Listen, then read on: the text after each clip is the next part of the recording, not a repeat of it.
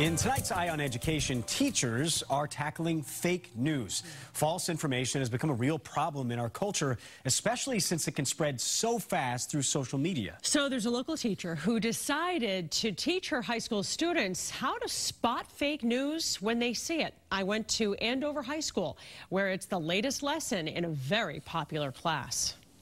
What else is real news? It's a factual representation of what really happened. At Andover High, Mary Robb and Ruth Masters teach democracy and media literacy. What is fake news? Fake news is the spreading of inaccurate facts with the intent to deceive. They recognize that fake news has exploded on social media, so it's become an important part of their curriculum for these juniors and seniors. When they leave certain facts out of a story on purpose in order to skew it. Students learn fake news is not flawed or biased coverage, but completely made up stories. Did you think Morgan Freeman died last week when you saw it on Facebook?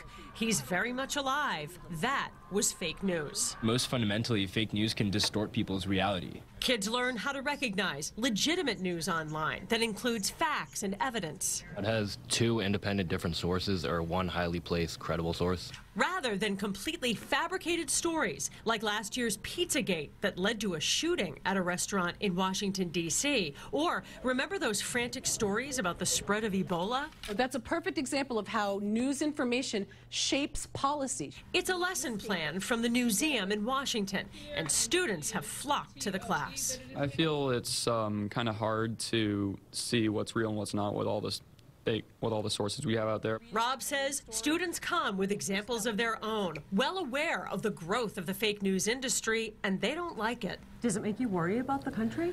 Yeah, definitely. What's the most valuable thing about this class for you? I'm learning how to be better informed and learning how to really tell the difference between what is real and what isn't. That really affects the public belief and the opinion, and that could really just sway the outcome of an election or anything in general. To not include it, we'd be derelict in our duty to help them develop the skills they need to understand the news so that they can make well-informed decisions. If we ignored it, that would just be irresponsible on our part. So you're confident that they're going to go off to college and be armed with some really good skills in spotting fake news? Absolutely. Absolutely.